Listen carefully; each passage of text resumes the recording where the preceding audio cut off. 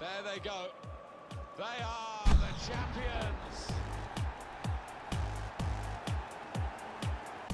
Well, here we are again talking about pro clubs in FIFA 17, because if you guys haven't noticed, my most popular video on this channel, at the time of making this video anyway, is FIFA 17 pro clubs and what 5 things actually they could do to improve it.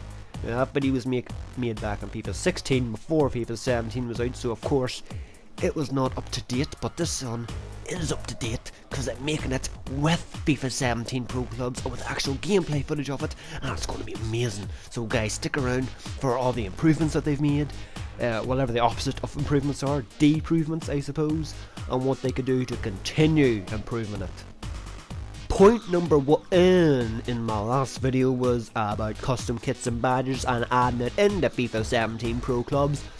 Now I'm pleased to tell you that EA Sports or whatever must have watched that video, because that is just what they have done, and it is brilliant.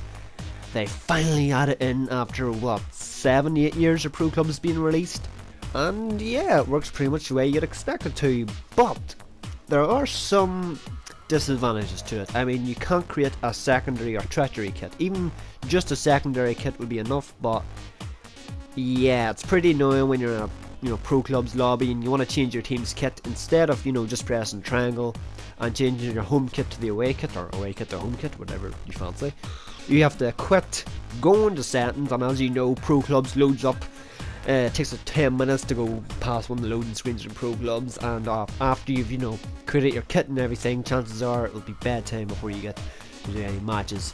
So they need to add secondary kits and even treachery kits. If they didn't have treachery kits, I wouldn't be fussing over it, but it'd be a good addition. Just so you guys don't already know, they have taken out the accomplishments system in pro clubs for FIFA 17, and they have replaced it with a player development system that has some advantages and disadvantages to it. Let's start with the disadvantages. First of all, there's now skill points you use to spend on getting new traits and all, and of course 4 skill points for sprint speed to go up and 1 skill point to get stand tackle go up and so on. The problem with this though is that you get these skill points very quickly. I mean, if you played FIFA just say like 2 or 3 times out of the week, you could probably earn skill points in less than a month, all of them, and get all the traits, and that is not good enough. It needs to add more longevity, which is also a plan to get your player rating up. You can get your player rated up to around 90 in less than 100 matches, and that does not add a lot of longevity to the pro clubs game mode. I mean, if you play Ultimate Team or whatever, you don't play it to get Gareth Bale and Ronaldo within the first week or whatever. Sometimes the journey is better than the destination. Now, the advantages of this.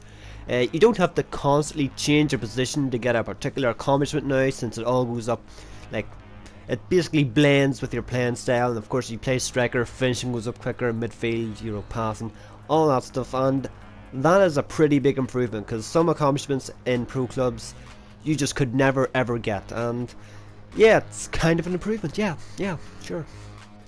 Now this sort of covers 2 points in this one.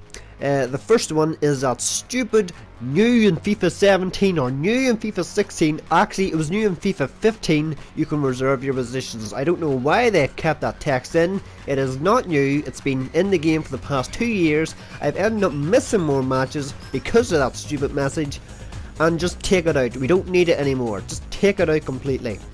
Now that that's out of the way, please add in join in progress. I mean, please, come on guys. I mean, it's just a no-brainer. I don't know why you wouldn't add it in, or if you didn't, even if you didn't add it in next year, at least add in a spectate mode where you can watch the match while you're waiting, because it's just boring, I mean, doing them skill games, and you might miss the match because doing them skill games, even if you just, like, were in the arena while you're waiting for the match to start, that would be an improvement. Just do something to make the players, pass the time while waiting, instead of going to the skill games and then it takes 10 minutes to load back into pro clubs.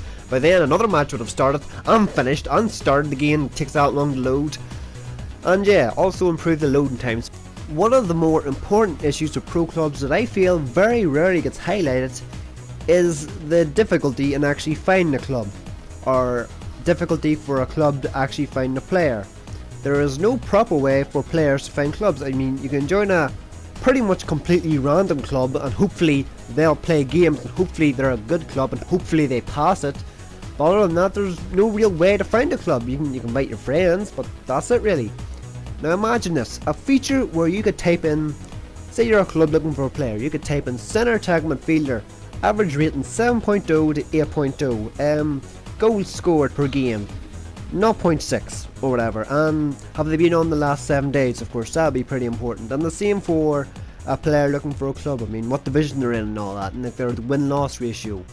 That would be pretty important if you ask me. It would definitely add more life into it because a lot of people play drop-in because they can't find a good club, and then drop-in is not great if we're being honest, and that puts them off doing pro clubs, and they do something like Ultimate Team where they have to spend their money and all that, and that's probably what EA Sports want now. I think I figured it out, lads. I know what they're trying to do with pro clubs now. Anyway, just add in this search feature where you can do all this stuff and find players and players find clubs. It would make it so much easier, and it would add a lot more to pro clubs value. Now this one will divide opinion, and it's a money system. Now a money system, it would be a bit of a risk for EA Sports to take, but imagine if you could use that money to upgrade things like your stadium, like your actual team and their ratings and all that stuff. And you know, make pro clubs a bit more like for the long term players, something for them to enjoy as well, to get more out of it. I mean, say there's like 10 levels of upgrades in the stadium, and like the first one would be cheapish, and of course it goes up in price, and of course if your team goes in the red, it doesn't like it doesn't negatively affect your team. It just means you don't get any more upgrades. You can't buy any more upgrades because you don't have the money for it. Even though you're in the red, you don't actually lose anything from it, if you know what I mean. You just can't upgrade, if that makes sense. And yeah, just I think it would be an entire video I'd have to dedicate to this feature, but I think it would be pretty cool. If you guys want to hear about it, leave a comment and I will make a video about it. Anyway, on to the next point. This here is a problem I don't have a problem with personally, but I know other people have a problem with it, so without wasting any more time, let's discuss the problem with having to leave a club. As you know, there's some people who have 2 or 3 clubs, they have to juggle through them and all that, and there's no real way to do that. And personally, I don't think you should be able to join multiple clubs at the same time. Whether you agree or disagree, leave it in the comments, that's what your opinion's for. But I do think that you should at least keep your stats for when you rejoin a club. I mean, if you have great stats or whatever and you rejoin a club and they're just gone, or if you're a founding member and you leave a club and rejoin it, it doesn't say you're the founding member anymore, and it's kind of annoying. You want to be seen as the guy who started it all, or the girl, of course. And yeah, it's a pretty short point, and it's straight to the point, as a matter of fact. We're coming close to the end of this video, so I'm going to go on a bit of a quick fire with this point. And it's going to be 3 points in one about dropping. Point number 1 about dropping: bring back the 11v11, because a lot of the times I've played a 5v5, them 5v5s always end up as a 5v1, and that one guy leaves and no one keeps their stat. Point number 2 in dropping: allow players to see their positions before they select their positions, if you know what I mean, because a lot of the times I've seen 2 goalkeepers on one team and no goalkeepers on the other team. Point number 3: bring back the average match ratings and the thing that said free agent or with a club or whatever, like, so the players know who to invite or whatever, and bring back the invite system so that them guys can get off their headsets and stop asking me if I want a club, I don't want a club, I have a club, find someone else, I don't know what's, okay, just bring them 3 things back and I will be happy with playing drop-in once again.